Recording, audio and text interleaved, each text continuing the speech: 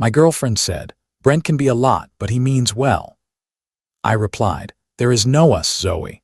Then I let Brent joke about my resume, showed up for the acquisition reveal, walked in as their CEO, watched Brent freeze mid-sip, put Zoe on a 90-day PIP, and let the sales audit do the talking.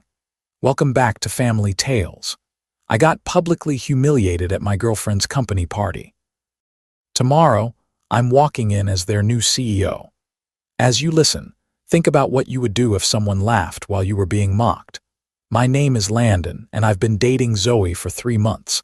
We met through mutual friends, hit it off fast, and for the first few weeks it was easy.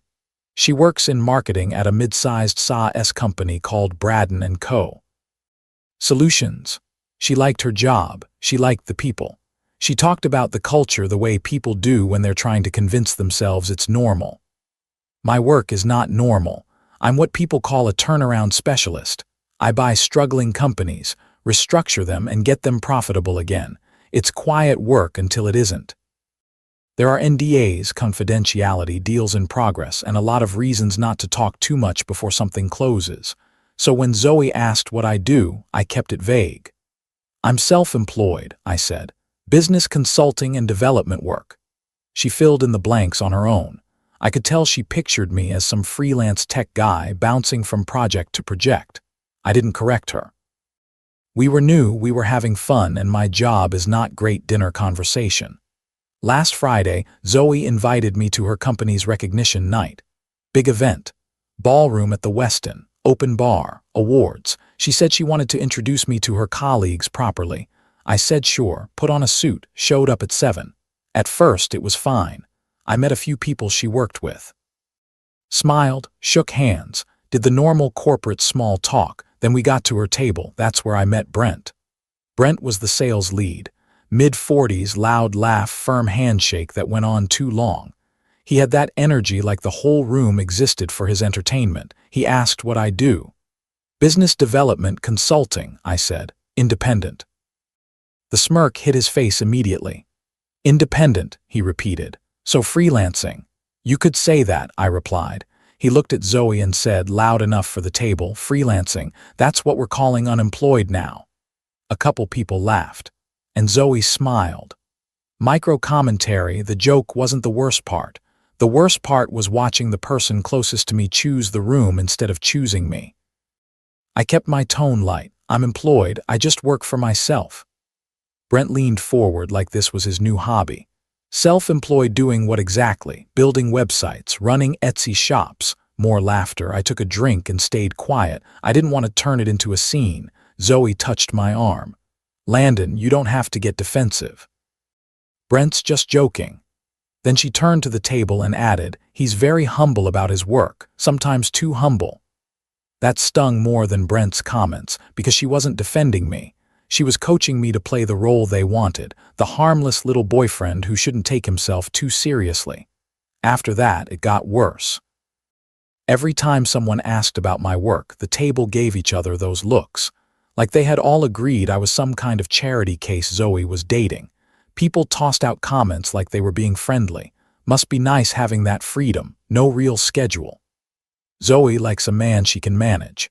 My cousin does freelance web design too, struggling right now. I stayed quiet. Zoe laughed along and told me to loosen up when I wasn't joining in. The worst moment came during dessert. Brent stood up with his drink and raised his voice so the table could hear him. Hey Landon, real talk. Tomorrow our company's getting a new CEO after this acquisition deal closes. You should send in your resume, man. Maybe they'll have an entry-level spot for you. Could be your big break into corporate life. The whole table cracked up. Even Zoe giggled behind her wine glass. I smiled and nodded. I'll think about it. What I didn't say was the truth. I knew exactly who was taking over that company. Around 10 p.m., my phone buzzed. Text from my corporate attorney. Tomorrow, the acquisition announcement is at 9:00 a.m. You'll address the leadership team first. Board wants you there by 8:30. I excused myself to the bathroom, sat in a stall for a full minute just staring at the message. 3 months I'd been working that deal. Due diligence, negotiations, plans for restructuring, culture reports, turnover numbers, complaints about a hostile environment. Sales figures that didn't add up. The purchase of Braden & Co. Solutions closed at midnight. Monday morning, I was walking into that building as the new owner, and Zoe had no idea. I went back to the table and stayed another hour. I let Brent keep going. Jokes about my LinkedIn. Jokes about Excel. Jokes about whether I'd ever worked in an office. Zoe squeezed my hand under the table, but she still didn't stop it. At midnight, I drove her home. She was tipsy and happy, like the night had been a success. "Thanks for being such a good sport," she said. "Brent can be a lot, but he means well. It's just office banter." I nodded, kissed her good night at her door, drove home. At 11:47 p.m., the email came through. Acquisition finalized. Braden & Co. Solutions is now owned by Pierce Holdings, my company. It was 3 a.m. and I couldn't sleep. Not because I wanted revenge. I didn't buy this company because of Zoe or Brent. I bought it because it was a solid turnaround opportunity with good bones and bad leadership. But I would be lying if I said I wasn't looking forward to Monday morning. Micro commentary. It's a strange feeling when you realize you have power in a room that already decided you were small. I got to the office at 8:25 Monday morning, met with the board first, quick alignment on the message. Then at 9 sharp, we called the leadership meeting.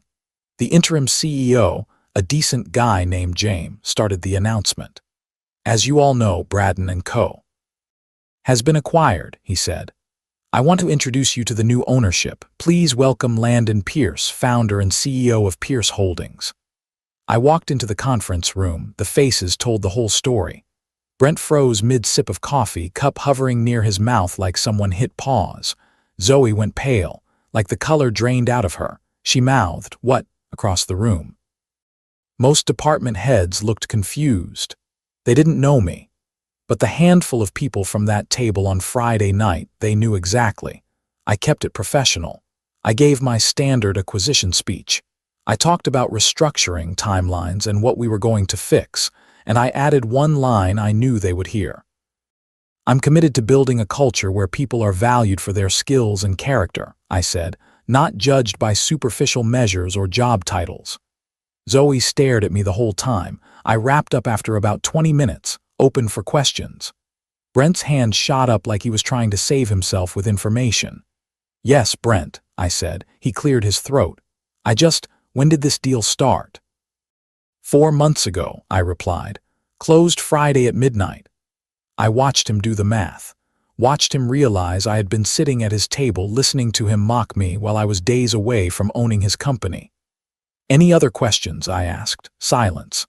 "Great," I said. "Department heads, I'll be scheduling one-on-ones this week. HR will send out the calendar." Meeting adjourned. I walked out. Zoe caught me in the hallway about 30 seconds later.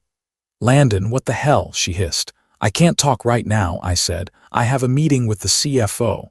"You bought my company," she said. "I bought a company," I corrected. "I didn't know you worked here until we'd been dating a while." "And you didn't think to mention it," she snapped. I stopped and turned to face her. "When should I have mentioned it?" I asked calmly. "When we were getting drinks and you told your friends I was between jobs, or Friday night when your whole table was laughing about how I should apply for entry-level positions." Her eyes flickered. She looked embarrassed for the first time. "That was just, they were joking," she said. "Brent jokes with everyone." "Right," I said. "Jokes." I started walking again. "We can talk later," I said. "I have back-to-back meetings all week." "Don't do this," she said, following me. "Don't let Friday night." I stopped again and looked at her. "This isn't about Friday night," I said. "This is about the fact that you sat there and let it happen. You told me to take it, to be humble." I left her standing there. The next 3 days were meetings, real work. The CFO walked me through the books. They were worse than the audit showed. We found irregularities in sales reports. Big ones. Patterns. Inflated numbers. Misrepresented contracts. Most of it pointed back to Brent's team. And marketing wasn't clean either. Zoe's department was performing below benchmark. The team had been flagged for restructuring before I even made the initial offer. Not because of her personally, but because the whole group had issues with productivity and culture. Wednesday evening, Zoe texted me asking if we could talk. I told her I was busy with the transition, which was true. She asked if we were still together. I said I needed time to think. On Thursday morning, I asked HR to pull Zoe's file, standard procedure during an acquisition.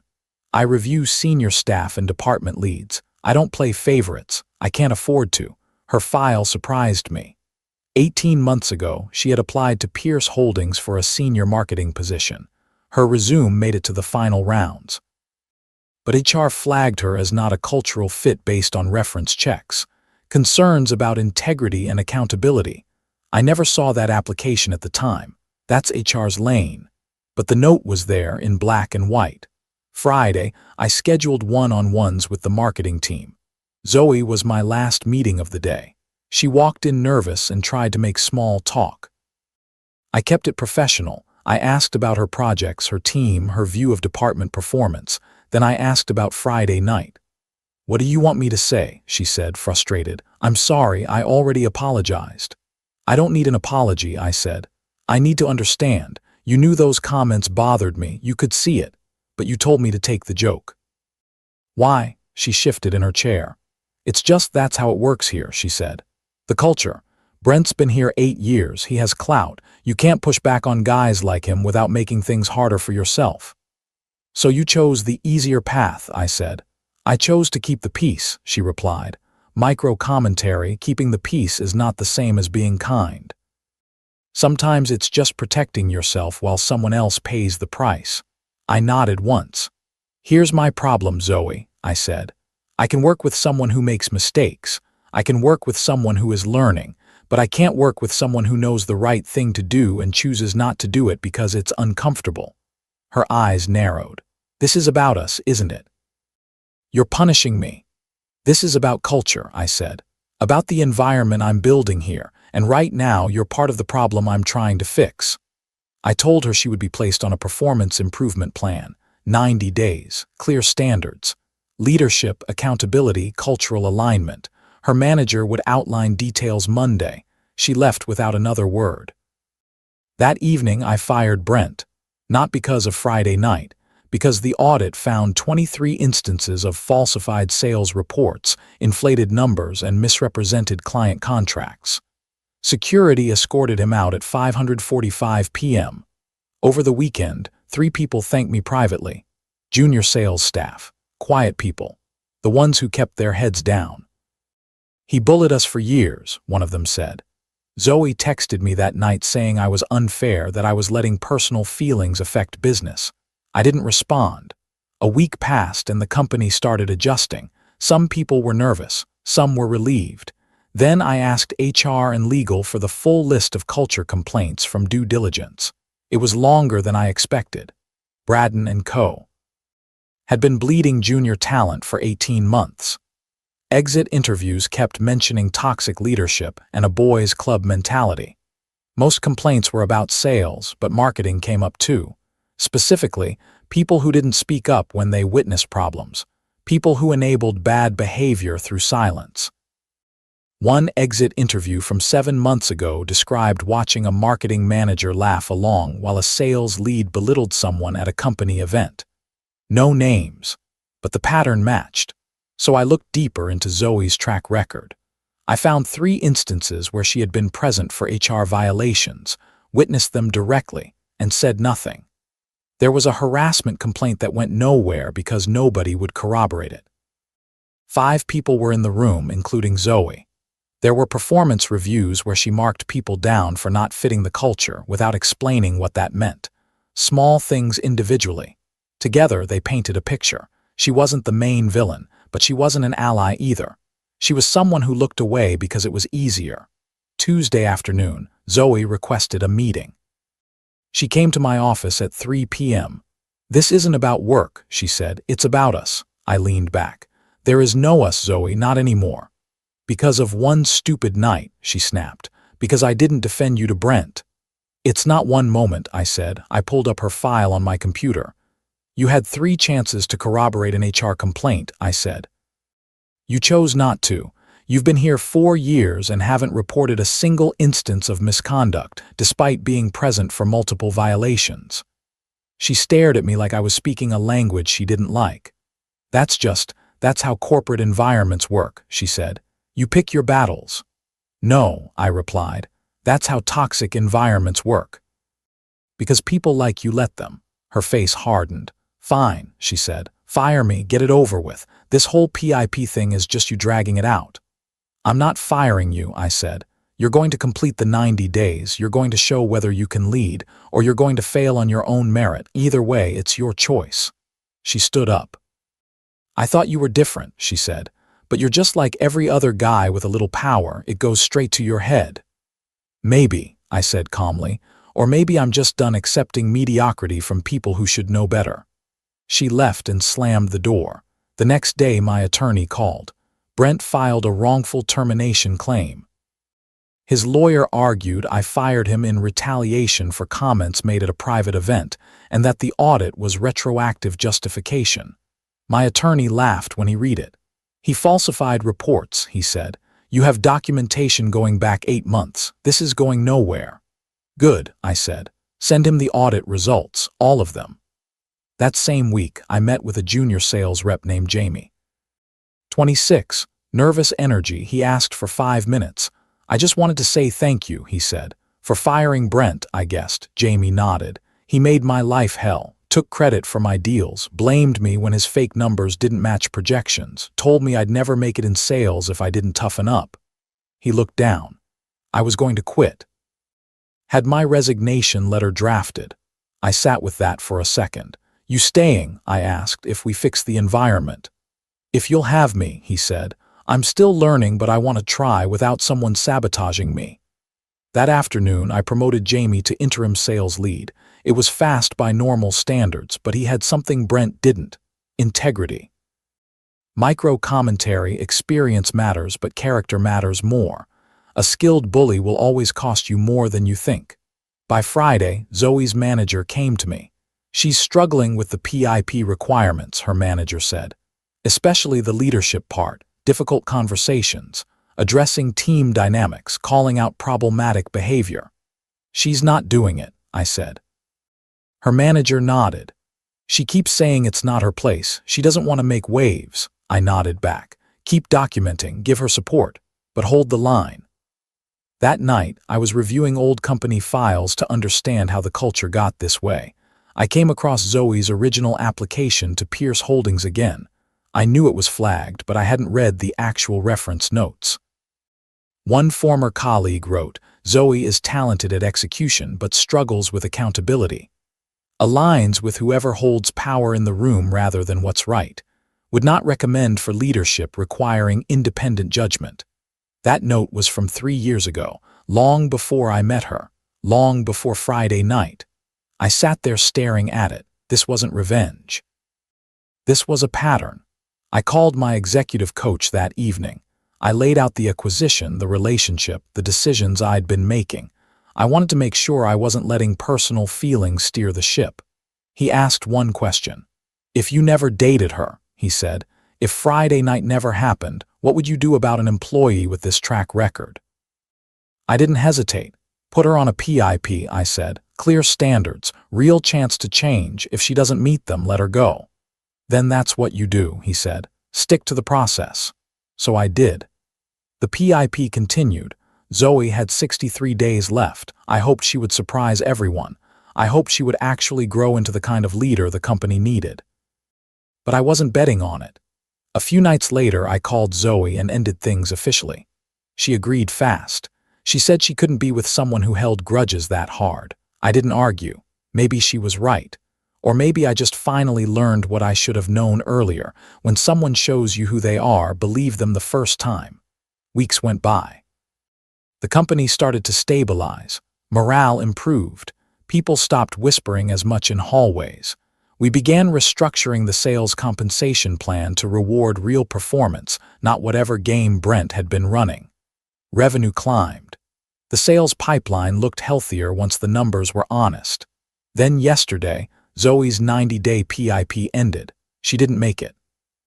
Her manager documented missed deadlines, avoided conversations, and repeated attempts to work around requirements instead of meeting them. HR gave her 2 weeks' notice. She would be gone by the end of the month. Of course, she told people I fired her out of spite, that the PIP was a sham. Some people believed her, mostly the ones still attached to the old culture. I let it go. Anyone who believed that either didn't know the facts or didn't want to. Then today, around 4 p.m., there was a knock on my office door. Jamie stepped in looking nervous. "Sir," he said, "you got a minute?" "Sure," I said. "What's up?" He closed the door and pulled an envelope out of his jacket. "I need to show you something," he said. "I've been going back and forth on whether to bring it up. But after what I heard about Zoe leaving, I think you should see it." He handed me the envelope. Inside was a printed photograph, not professional, clearly a phone photo that someone printed out, but the image was clear. It was from that Friday night gala. The photo showed our table. Brent in the middle, mid-laugh, arm extended, pointing at me. Zoe next to him, wine glass up, smiling. Me on the other side with a neutral face and hands folded. You could see the whole dynamic in one frame. The mockery, the complicity, the quiet dignity. "Where did you get this?" I asked. "One of the catering staff," Jamie said. "A guy named David. He's worked our events. He saw what was happening at your table and it bothered him. He took the picture because he'd seen Brent do that before. He thought someone might need documentation someday." "Documentation of what?" I asked. "Hostile work environment," Jamie said. "That's what David called it. He said Brent always picked someone to target and got the table to pile on. David kept photos from a few events because he thought it might matter later." I looked at the photo again. Zoe's smile looked so easy, not nervous, not forced. Easy. Jamie shifted his weight. "Look," he said, "I was at that table too. Junior guy. I kept my mouth shut, didn't want to make waves, but what people are saying about you now, it's not true. You gave her the same chance you gave everyone else. She just didn't take it." After he left, I sat with that photo for a long time. I called my attorney and asked if it would have helped with Brent's claim. "Wouldn't have hurt," he said, "but you didn't need it. The falsified reports were enough. Legally, you're covered." Then he paused and added, "If you're asking whether it validates your decisions, yes, it does."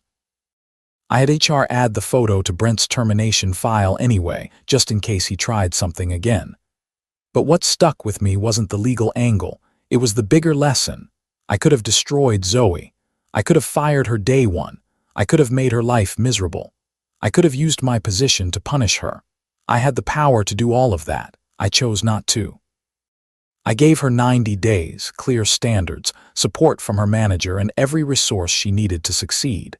She failed on her own merit. That's on her. And here's the part I didn't expect. The building is starting to feel less like an acquisition and more like a real company. My company. People are applying internally for roles they never thought they'd have a shot at. The junior employees who were getting bullied are suddenly thriving. Culture takes time, but we're moving in the right direction. As for me, I went on a date last week. A woman I met at a business conference. She owns a small consulting firm. We got coffee, talked for 3 hours, and it felt simple. She asked what I do for work. I told her the truth. "I buy companies and fix them," I said. She nodded. "That sounds complicated." And we moved on to other topics. It felt good to be honest from the start. I still have that photo in my desk drawer, not because I want to relive it, because it reminds me of something I never want to forget. How people treat you when they think you have no power tells you everything. And how you treat people when you do have power tells you who you are. Here are the lessons I'm taking from all of this. Lesson 1, if your partner laughs while you're being disrespected, the disrespect isn't a mistake. It's a choice. Lesson 2, keeping the peace often means someone else pays the cost. Lesson 3, in a toxic culture, enablers keep the system alive just as much as bullies do. Lesson 4, real leadership is doing the uncomfortable thing when it's the right thing. Lesson 5, power reveals character. It doesn't create it.